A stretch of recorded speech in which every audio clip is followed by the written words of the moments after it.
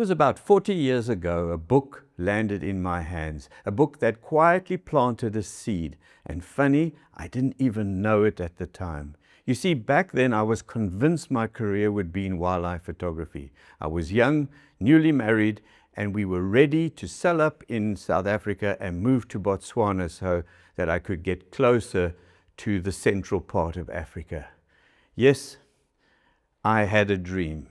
I was going to be the world's greatest wildlife photographer. But then circumstances changed. Our firstborn Matthew arrived, and the traveling life in the bush was no longer a consideration, as priorities had certainly shifted. The dream was set aside, but the artist in me was still creating, not in wildlife photography, but rather as a commercial photographer, and I enjoyed it. But I also enjoyed my wildlife photography, but only as a hobby, if you like. That's when I found a book called Rhythms from the Wild, a book by Art Wolfe.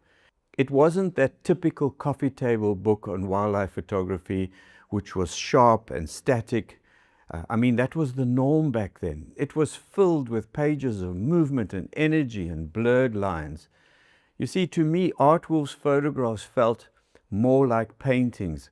It showed me that wildlife photography could be expressive rather than just be documentary.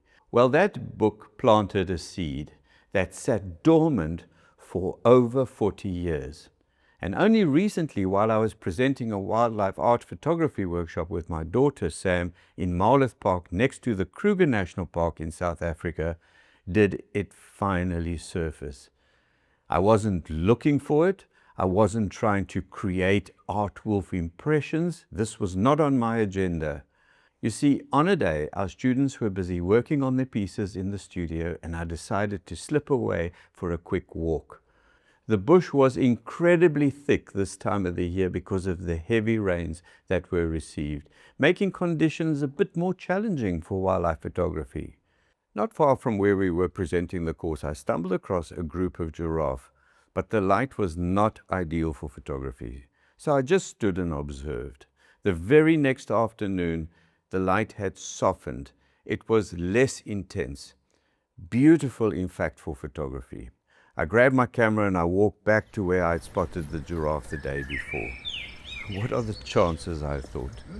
Well, I found them. I found them not far from where I'd seen them the day before. The light had dropped and softened even further, and I had a choice to make.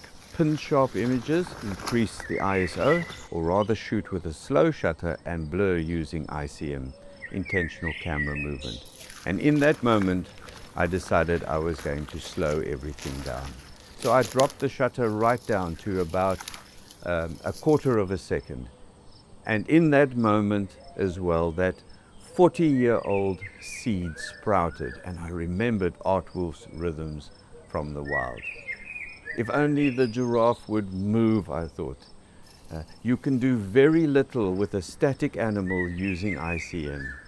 Plus, even if they moved, it would need to be quick, and they would need to move into an opening, and on top of that they would have to move across my path from behind the trees.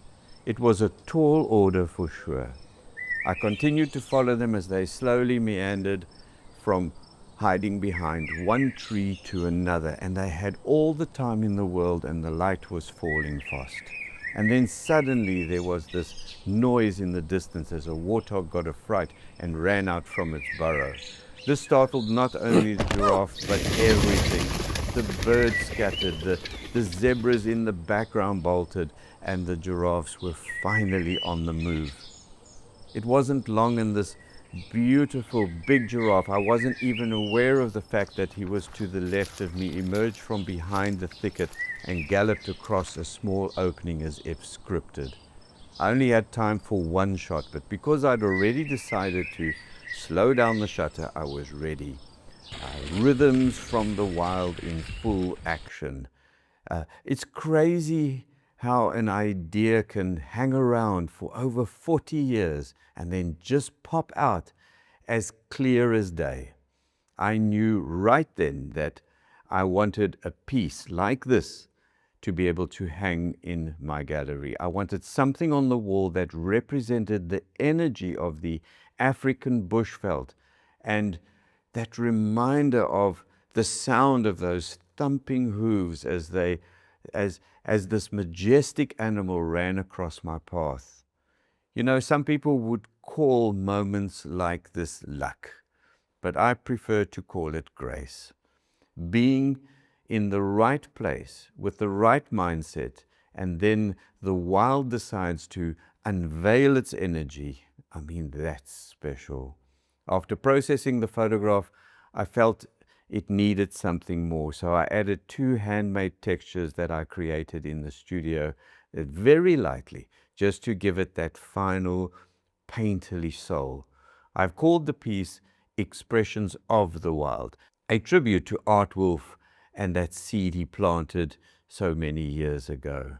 This is going to be a new series that I will take forward as we continue to present more workshops just like this in Marloth Park. It's a reminder to slow down and listen.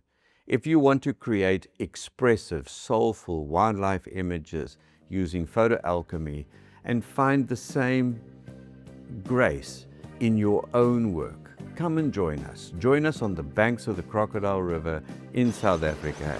Let us take photographs and create art together. All the details of the workshop we present at the Wild Goose Guest House in Marloth Park and our art gallery are in the description below. Cheers for now.